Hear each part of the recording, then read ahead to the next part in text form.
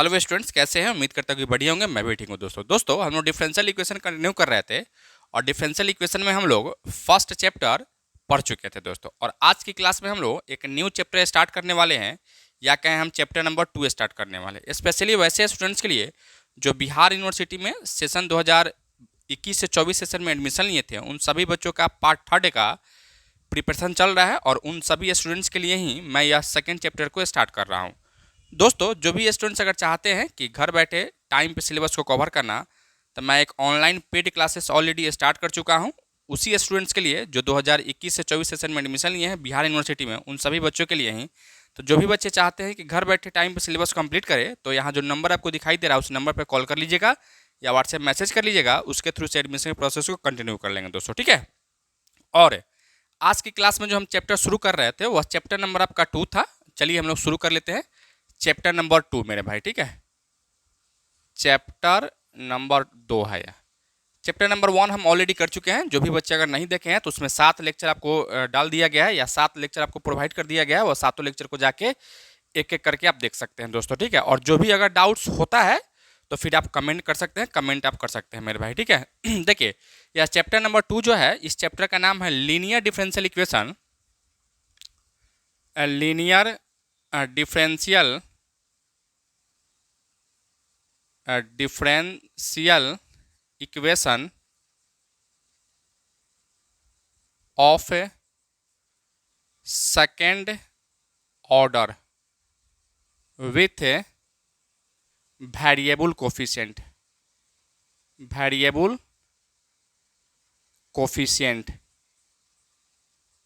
ठीक है। यही आपका चैप्टर है, यही चैप्टर का नाम है दोस्तों। हम लोग जब पार्ट 2 में थे या कहें क्लास 12th में पढ़ रहे थे तो वहाँ भी डिफरेंशियल इक्वेशन पढ़ना था, और वहाँ हम लोग पढ़े थे linear differential equation of first order, या कहें सिंपली लीनियर डिफरेंशियल इक्वेशन हम लोग पढ़े थे दोस्तों, ठीक है। और वहाँ लीनियर डिफरेंशियल इक्वेशन क्या पढ़ते थे हम लोग, कुछ इस तरीके से हम लोग पढ़ते थे कि अगर dy upon d x plus का P y equal to Q होता था, जहाँ या वेयर क्या कहते थे हम लोग यहाँ से, तो पी कॉमा क्यू जो है ना वह एक्स का फंक्शन होता था और नहीं तो कांस्टेंट होता था, ठीक है। तो इसी को हम लोग क्या कहते थे, लीनियर डिफरेंशियल इक्वेशन हम लोग कहा करते थे, जो कि हम लोग पार्ट 2 में भी पढ़े थे और क्लास 12th में भी पढ़े थे दोस्तों, ठीक है। लेकिन यही चीज़ आपको यहाँ पढ़ना है, linear differential equation of second order with variable coefficient आपको पढ़ना है दोस्तों, ठीक है। तो सबसे पहले हम लोग देखेंगे क्या कि भाई यह linear differential equation of second order with variable coefficient होता क्या है, या कौन सा डिफरेंशियल इक्वेशन को आप linear differential equation with variable coefficient या linear differential equation of second order with variable coefficient हम कहेंगे दोस्तों, ठीक है। यानी किस फॉर्म का होगा, कैसे उसको पहचानोगे, इस पे हम बात करेंगे मेरे भाई, ठीक है। तो चलिए एक लाइन हम डेफिनेशन लिख लेते हैं, या कहें उसका जो फॉर्म होता है उस फॉर्म लिख लेते हैं। The differential equation of the form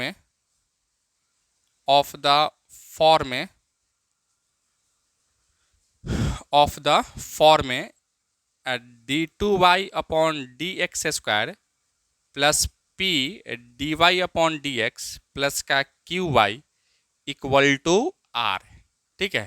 जहाँ फेयर p q and r are function of x are function of a x, p q r क्या होगा आपका, x का फंक्शन होगा। तो इसी को हम क्या कहने वाले हैं, तो linear differential equation of second order with variable coefficient आप कह सकते हैं दोस्तों, ठीक है। कि कोई भी डिफरेंशियल इक्वेशन अगर इस फॉर्म में रहे, किस फॉर्म में रहे, तो d2y upon d x square plus p d y upon d x plus q y equal to r हो, जहाँ पी क्यू आर क्या है, तो ओनली एक्स का ही फंक्शन होगा, यानी एक्स ही वहाँ आपको दिया रहेगा दोस्तों, ठीक है। तो उसी को आप क्या कहिएगा, linear differential equation of A second order with variable coefficient हम कहने वाले हैं मेरे भाई, ठीक है। अब कुछ एग्जाम्पल देते हैं ताकि एग्जाम्पल के थ्रू से भी आप समझ पाएँ कि कैसे क्वेश्चन देगा तो फिर आप उसको क्या कहोगे मेरे भाई, ठीक है। कुछ एग्जाम्पल आपको देंगे, उसके बाद आप खुद समझ जाइएगा कि कैसे इसको हम पहचानेंगे मेरे भाई, ठीक है।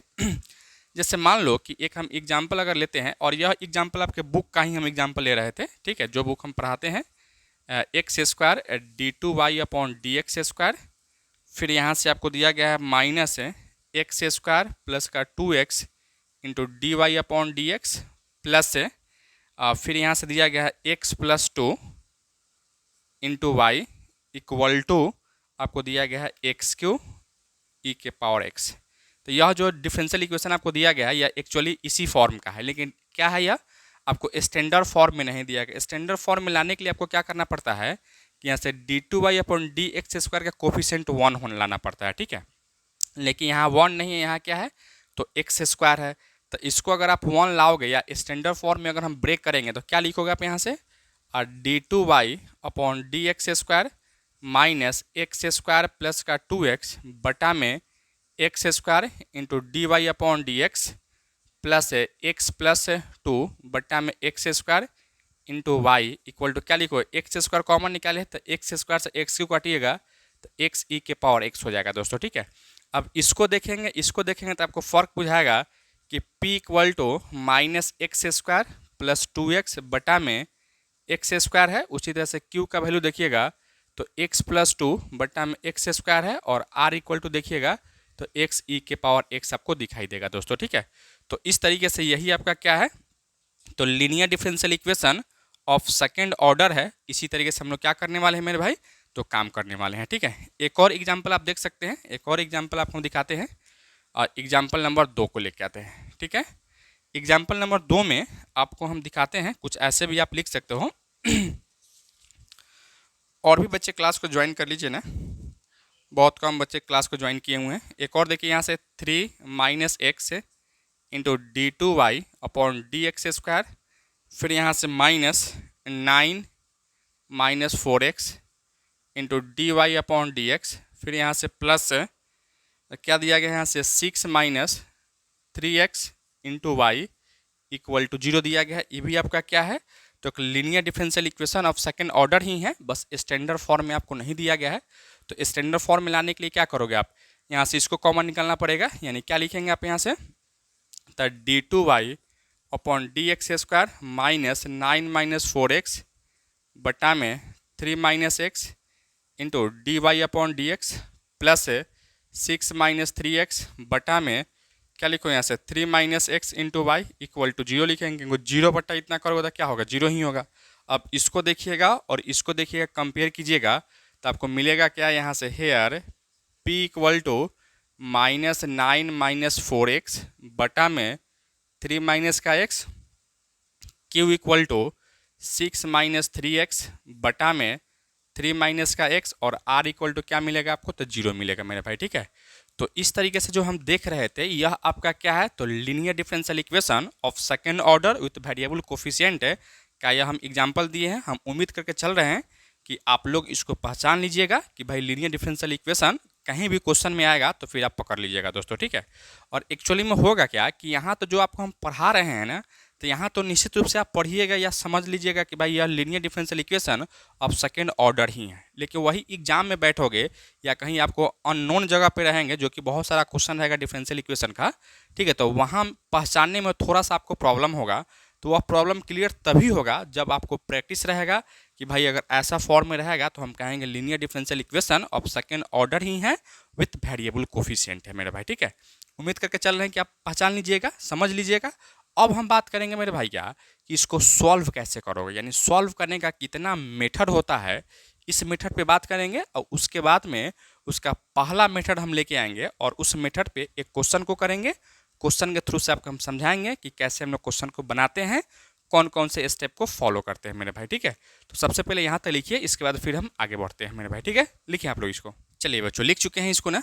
अब हम लोग आते हैं method of solving of a linear differential equation of second order with variable coefficient की हम बात करने वाले हैं कि इसका मेथड जो है ना, क्या क्या मेथड होता है, कौन कौन से मेथड होते हैं, इस पे हम बातें करने वाले हैं मेरे भाई, ठीक है।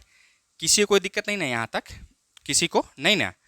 और जो भी स्टूडेंट्स अगर पार्ट थर्ड में होंगे और सेशन 2021 से 24 सेशन में एडमिशन लिए होंगे बिहार यूनिवर्सिटी में, तो वह चाहते हैं कि कंप्लीट सिलेबस घर बैठे कर ले, तो फिर मेरा जो ऑनलाइन क्लास है उसको आप ज्वाइन कर लीजिएगा, ताकि आप जो है ना घर बैठे कंप्लीट सिलेबस आपको कराया जाएगा मेरे भाई, ठीक है। डिफरेंशियल इक्वेशन का भी कुछ लेक्चर यहाँ से डाला जा रहा है, और आने वाला टाइम में हो सकता है कि टाइम के अभाव में जो है ना हम नहीं डाल पाएँ। जो चाहते हैं वह कर लेंगे। एप्लीकेशन पे तो क्लास चलता ही है, चलेगा ही, ठीक है, वहाँ तो कंप्लीट सिलेबस भी कराया जाता है आपको। तो अब आप लोग टॉपिक डालिएगा मेथड ऑफ, ठीक है, हम इसी में सुधारते हैं। Method of A solving linear differential equation of A second order with variable coefficient की हम बात करने वाले हैं, ठीक है। तो देखिए इसका जो है ना मेनली 4 मेथड है सॉल्व करने का, ठीक है। यानी एक ही क्वेश्चन को जो है ना 4 तरीके से आप उसको सॉल्व कर सकते हैं, और वह चारों तरीका में जो है ना आपको क्वेश्चन में मेंशन करेगा कि भाई इस डिफरेंशियल इक्वेशन को जो है ना इस मेथड से सॉल्व कीजिए, फिर इस डिफरेंशियल इक्वेशन को वैसे सॉल्व कीजिए। तो जो मेथड आपको कहेगा ना तो फिर आप उसी मेथड के अनुसार से कीजिएगा, और जो मेथड अगर मेंशन में नहीं किया मेथड, तो फिर जो मेथड आपको अच्छा लगेगा या समझ में आएगा या हल्का होगा वही मेथड का आप क्या कर लीजिएगा, यूज कर लीजिएगा, ठीक है। तो सबसे पहला जो मेथड हम लेके आ रहे थे, चेंजिंग द डिपेंडेंट वेरिएबल। कौन सा मेथड है? Changing the dependent variable. मैं तो डिपेंडेंट वेरिएबल को आपको चेंज कर देना है, और उसके बाद फिर आपको क्या करना है, आगे बढ़ जाना है, ठीक है। तो क्या है चेंजिंग ऑफ डिपेंडेंट वेरिएबल, देखिए यहाँ से ठीक है। सबसे पहला मेथड जो हम लेके आ रहे थे, चेंजिंग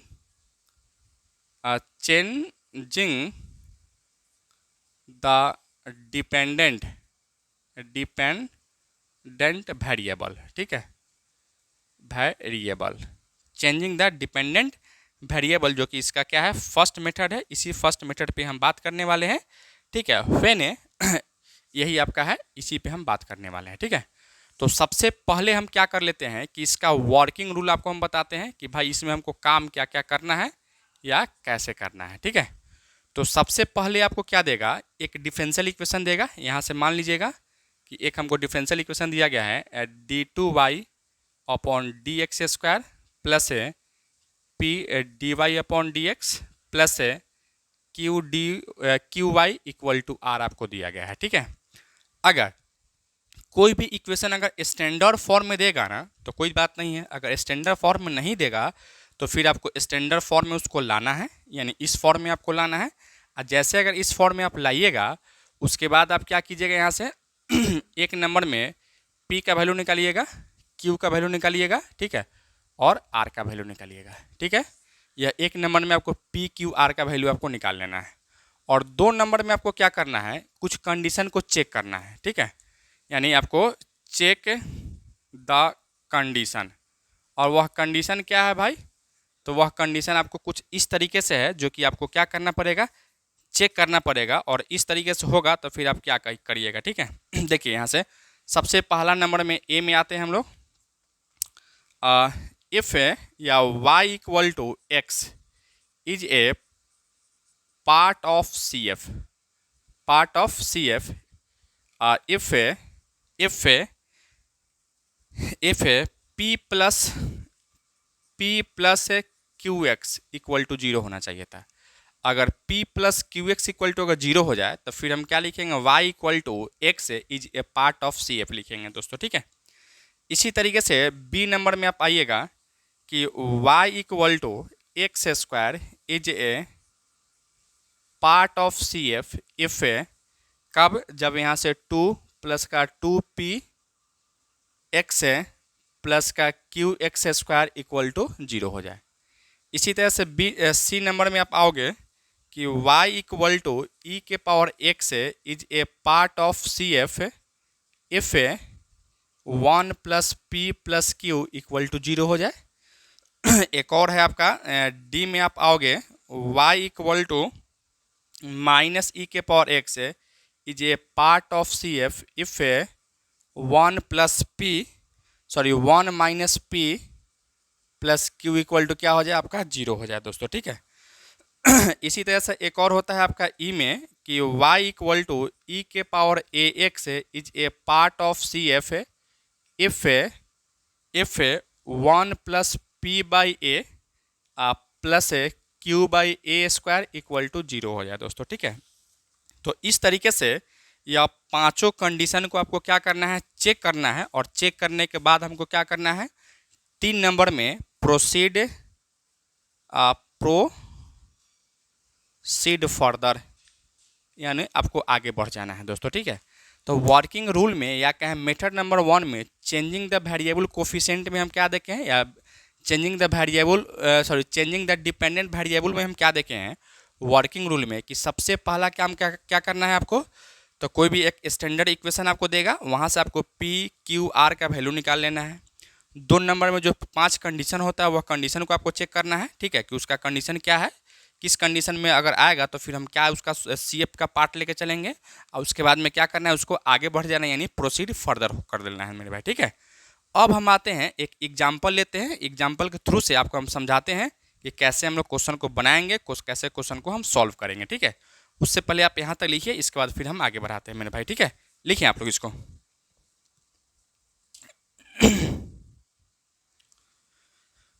चलिए लिख चुके हैं ना, फिर आइए हम इसको आगे बढ़ाते हैं।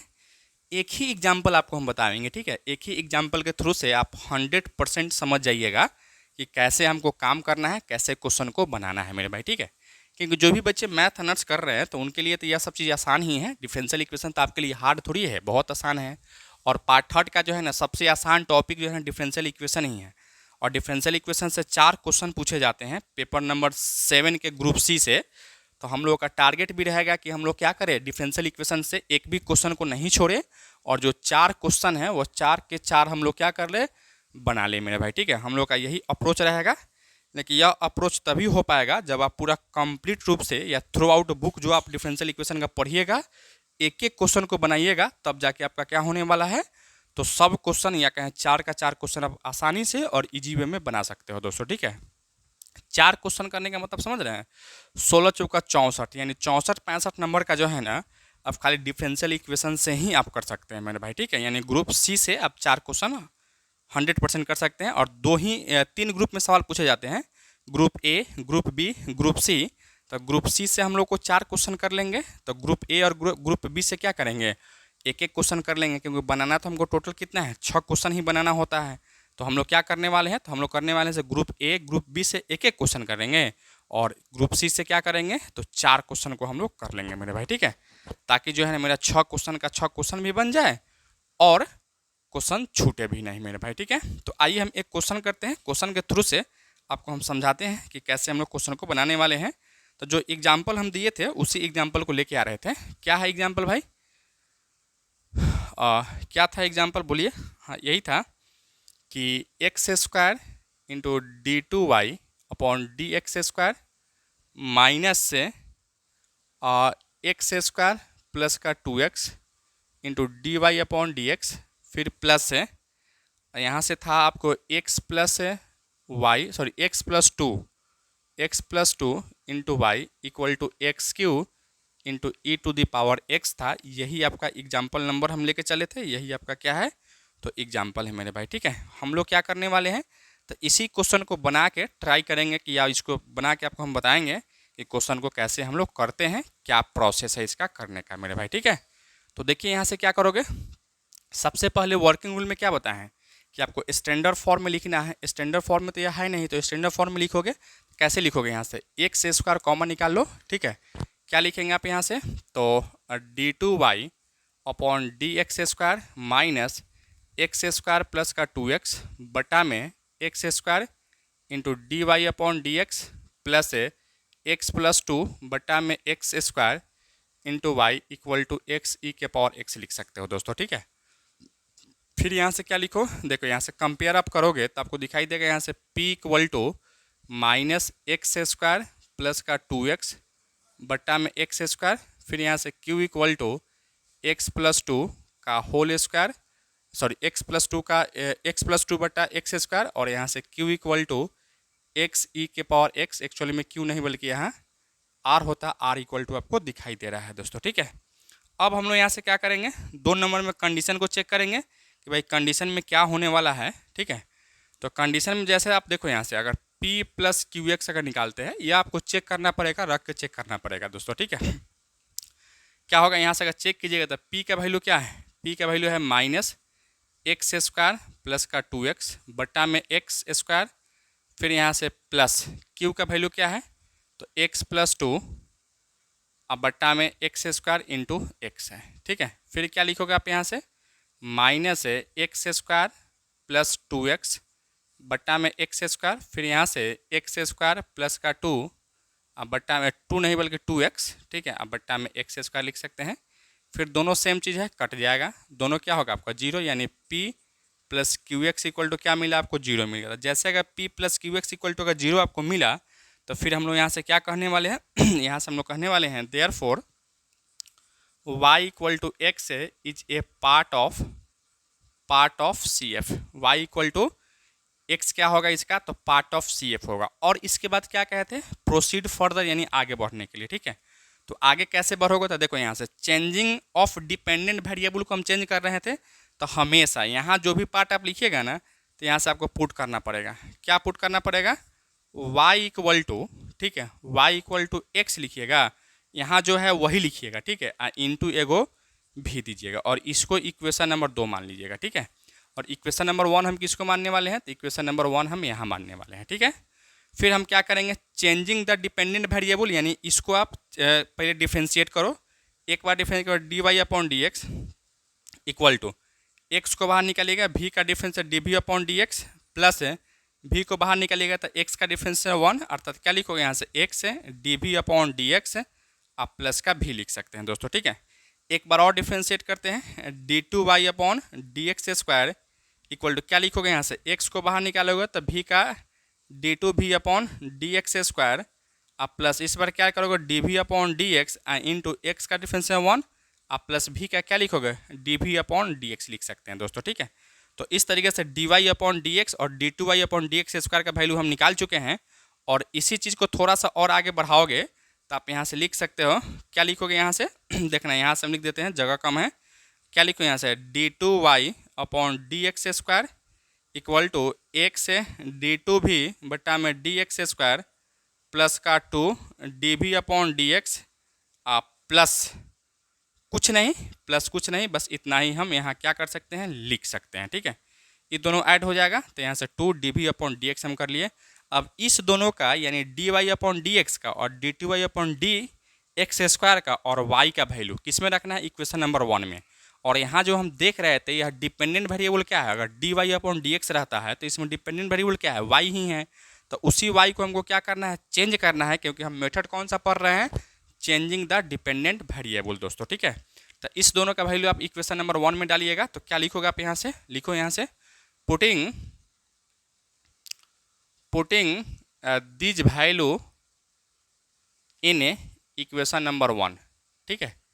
इक्वेशन नंबर 1 क्या है आपका तो d y upon d two y upon d x square है, तो इसका वैल्यू आप यहाँ से रखोगे क्या है यहाँ से x square, sorry x square नहीं बल्कि एक्स ही है ना, एक्स है D two v upon d x square plus का 2 D v upon d x है। फिर यहाँ से माइनस है तो -2, ठीक है। क्या है यहाँ से तो देखो यहाँ से एक्स स्क्वायर एक्स कॉमन निकाले काट सकते हो, ठीक है। तो क्या बचेगा यहाँ से बचेगा एक्स प्लस 2 अब बटा में यहाँ से एक्स लिख सकते हैं, ठीक है।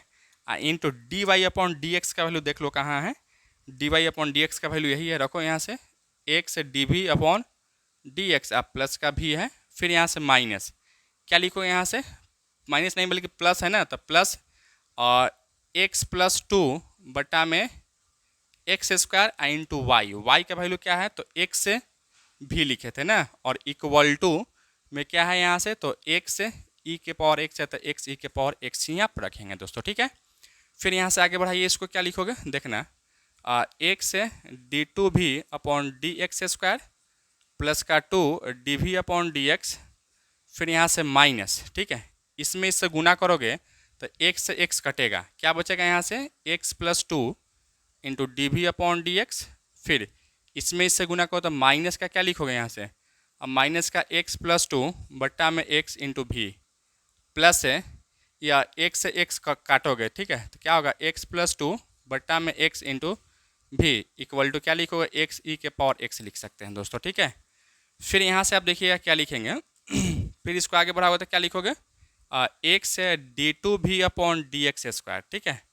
फिर plus D v upon d x, देखो कहाँ कहाँ है, एक यहाँ है एक यहाँ है, क्या लिखो यहाँ से कॉमन निकाल लो, 2 माइनस एक्स माइनस का 2 into D v upon d x plus, देखिए ये दोनों सेम चीज़ है, कट जाएगा, यहाँ से इसको काट दीजिए तो क्या बचेगा 0 और इक्वल टू क्या होगा एक्स ई के पावर एक्स लिख सकते हैं बच्चों, ठीक है। फिर इसको आगे बढ़ा लो, यहाँ से क्या लिखोगे, यहाँ से x d two v upon d x square plus इससे यह कट जाएगा, माइनस हो जाएगा ना, तो माइनस का x d v upon d x is equal to x e के पावर एक्स लिख सकते हो, दोनों में एक्स कॉमन निकालो, कैंसिल करो, और d two v upon d x square minus का d v upon d x equal to e के पावर एक्स लिख सकते हो। अब आप यहाँ से क्या कर लो, जैसे अगर हम इतना लाए हैं ना, अब हम लोग क्या करेंगे भाई, तो अब हम लोग करेंगे इसको क्या कि यहाँ से आप पुट करेंगे फिर, ठीक है। पुटिंग अगर z इक्वल टू डी भी अब बट्टा में डी एक्स पुट करते हैं, ठीक है, तो क्या लिखो यहाँ से देने और डी जेड बट्टा में d x equal to d two v upon d x square, क्या किए हैं इसको एक बार और डिफ्रेंशिएट कर दिए हैं, ठीक है। तो तब इसका वैल्यू देखो यहाँ से, अब इसका वैल्यू यहाँ से रखो, क्या है डी जेड बटा में d x minus D v upon d x, क्या लिखो जेड इक्वल टू ई के पावर एक्स है तो ई के पावर एक्स लिख लिए। अब जैसे अगर यह इक्वेशन अगर आया तो यह इक्वेशन आके ही आप देख रहे होंगे क्या कि आपको लीनियर डिफरेंशियल इक्वेशन आ गया, ठीक है। यहाँ से लिखिए clearly it is linear differential equation in Z, जैसे में हम आपको बताए थे ना शुरू में कि लीनियर डिफरेंशियल इक्वेशन किस फॉर्म में होता है, d y upon d x plus p y equal to q, जहाँ पी क्यू क्या होता है एक्स का फंक्शन होता है, नहीं तो कांस्टेंट होता है, तो वह उसी फॉर्म के यह क्वेश्चन आ गया। अब हम लोग क्या करने वाले हैं इसमें, तो अब यहाँ से इसको सॉल्व करेंगे, ठीक है। तो इसको सॉल्व करने के लिए हम लोग को क्या निकालना पड़ता है, तो इंटीग्रेटिंग फैक्टर निकालना पड़ता है, उसके बाद उसका सॉल्यूशन हम निकालते हैं, ठीक है। तो इसको हम मिटाते हैं, फिर हम आते हैं आगे बढ़ाते हैं, आगे बढ़ाने के बाद में जो है ना इसको आगे बढ़ाते हैं दोस्तों, ठीक है। तो सबसे पहले आपको क्या निकालना पड़ेगा, इंटीग्रेटिंग फैक्टर निकालना पड़ेगा। तो इंटीग्रेटिंग फैक्टर क्या होता है, ई के पावर पी डी एक्स या integration of P D x, यानी integrating factor equal to e के power integration of P D x, ठीक है। क्या लिखो ई के पावर, यहाँ से पी का वैल्यू क्या है, जो जेड का कोफिशिएंट होगा माइनस का 1 है, क्या लिखो माइनस का डी एक्स, इसका इंटीग्रेशन होगा ई के पावर माइनस एक्स। तो इंटीग्रेटिंग फैक्टर आपको क्या मिला, तो इंटीग्रेटिंग फैक्टर आपको मिला ई के पावर माइनस का एक्स मिल गया दोस्तों, ठीक है। अब हम लोग क्या करेंगे इसको, अब इसको हम इसका सॉल्यूशन लिखते हैं, तो इट्स ए सॉल्यूशन क्या होता है, z into integrating factor equal to q बोले तो इक्वल टू को उस पार क्या दिया है, यहाँ से वैल्यू रख देते हैं डायरेक्ट हम, इंटीग्रेटिंग फैक्टर यहाँ से ई के पावर जेड है, ई के पावर माइनस एक्स है, यहाँ क्या लिखोगे ई के पावर माइनस का एक्स इंटू क्यू का वैल्यू क्या है, ई के पावर एक्स ही है, इंटू डी एक्स, आप प्लस का एक कांस्टेंट c1 जोड़ा जाता है। फिर क्या लिखेंगे जेड ई के power minus x is equal to d x plus का c1, यानी जेड ई के power minus x is equal to x plus का c1 लिख सकते हैं। फिर यहाँ से जेड का वैल्यू निकालिएगा तो इसको इधर भेजिएगा तो क्या लिखो एक्स ई के पावर एक्स आप प्लस c1 ई के पावर एक्स, तो यहाँ से जेड का वैल्यू हम निकाल चुके हैं, लेकिन जेड इक्वल टू हम क्या पुट किए हैं, d v upon d x, तो यहाँ से हम क्या लिखेंगे, यहाँ से d v upon d x लिखते हैं, क्या होगा एक्स ई के पावर एक्स प्लस का c1 ई के पावर एक्स लिख सकते हो। फिर यहाँ से d v equal to x e के power x into d x plus c1 e के power x into d x लिख सकते हैं। अब हम क्या करेंगे, इसको एक बार और इंटीग्रेट करेंगे, ठीक है। इसको इंटीग्रेट कीजिएगा, यहाँ से इंटीग्रेशन लगाइए, क्या लिखो यहाँ से भी, इसका इंटीग्रेशन हो जाता है ई के power x into x minus 1, ठीक है, आप प्लस c1, इसका इंटीग्रेशन ई के पावर एक्स आप प्लस एक और कांस्टेंट आपको जोड़ना पड़ेगा, यही आपका क्या होगा, तो c2 हो जाएगा कांस्टेंट, ठीक है। तो इस तरीके से हम v का वैल्यू निकाल चुके हैं, और v का वैल्यू जैसे हम निकाले हैं तो फिर हम लोग क्या करेंगे, इक्वेशन नंबर 2 जहाँ माने थे, क्या माने थे, इक्वेशन नंबर 2 जहाँ माने थे उसको देखिएगा, ठीक है। इक्वेशन नंबर 2 से ही हम लोग क्या करने वाले हैं, तो कंप्लीट सॉल्यूशन को लिखने वाले हैं दोस्तों, ठीक है। तो यहाँ से लिखिए hence the required complete solution, ठीक है। क्या लिखो यहाँ से y equal to x into भी लिखा करते थे, वहाँ लिखे थे इक्वेशन नंबर 2 में, देखिएगा। फिर यहाँ से क्या लिखोगे y equal to x into भी का वैल्यू क्या है, भी का वैल्यू है जो भी उसको रखिए, क्या है भी का वैल्यू भाई, तो ई के पावर एक्स है into x minus one plus का सी वन ई के पावर एक्स अब प्लस का सी टू है, यही इसका क्या होने वाला था, तो यही इसका रिक्वायर्ड आंसर हो जाता। ठीक है, आप इसको चाहते तो एक से हम क्या कर लेते, इसको गुना कर लेते, और नहीं तो इसको एज इट इज हम क्या कर सकते थे, इसको छोड़ सकते हैं मेरे भाई। ठीक है, तो हालांकि हम इसको गुना कर देते हैं, देखिएगा यहाँ से क्या लिखोगे, वाई इक्वल जो आंसर दिया है उस फॉर्म में हम ला देते हैं। क्या लिखो यहाँ से, ई के power x into x square minus का एक्स अंदर में गुना कर लिए प्लस का सी वन एक्स ई के पावर एक्स प्लस का सी टू एक्स आपको दिया गया है, यही शायद आपको दिया गया है, हाँ बिल्कुल यही आपको दिया गया है, यही इसका क्या होगा, तो रिक्वायर्ड आंसर हो जाएगा दोस्तों। और इसी तरीके से आपको क्या करना है, काम करना है, इसी तरह से क्वेश्चन को बनाना है मेरे भाई। ठीक है, जो भी क्वेश्चन है वह क्वेश्चन को आपको बनाना है। तो आपके लिए होमवर्क है, होमवर्क यही है कि एक्सरसाइज 10A का, ठीक है, क्वेश्चन नंबर 1 से लेकर 11 तक या कहें टोटल सवाल आपको करके लाना है। और इतना करके लाइए तो फिर हम लोग नेक्स्ट क्लास में इसमें जो भी डाउट होगा उस डाउट को करने वाले हैं। और इसका जो फर्स्ट मेथड अभी हम देखे हैं, फिर कल की क्लास में हम लोग क्या देखने वाले हैं, सेकंड मेथड को हम देखने वाले हैं दोस्तों। ठीक है, तो आज की क्लास में इतना ही रखेंगे दोस्तों। और एक और चीज़ है कि जो भी स्टूडेंट्स अभी तक एडमिशन के लिए सोच रहे हैं या एडमिशन नहीं लिए हैं और चाहते हैं कि मैथमेटिक्स में अच्छे से पढ़े, कंसेप्ट के साथ पढ़े, कंप्लीट सिलेबस पढ़े, अच्छे नंबर से पास करें, तो वे सारे बच्चे एडमिशन ले सकते हैं। जो कि ऑनलाइन बैच हम ऑलरेडी स्टार्ट कर चुके हैं, एडमिशन चल भी रहा है और बहुत सारे बच्चे का एडमिशन हो भी गया है, क्लास चलता भी है, डेली आपको 2 से 3 लाइव क्लास चलता है दोस्तों। तो जो भी बच्चे चाहते हैं कि एडमिशन लेना और कंप्लीट सिलेबस करना घर बैठे, तो यहाँ जो नंबर आपको दिखाई दे रहा है उस नंबर पर कॉल कर लीजिएगा या व्हाट्सएप मैसेज कर लीजिएगा, उसके थ्रू से एडमिशन के प्रोसेस को कंटिन्यू कर लेंगे और आपका घर बैठे कंप्लीट सिलेबस कंप्लीट हो जाएगा दोस्तों। ठीक है, thank you so much for watching this.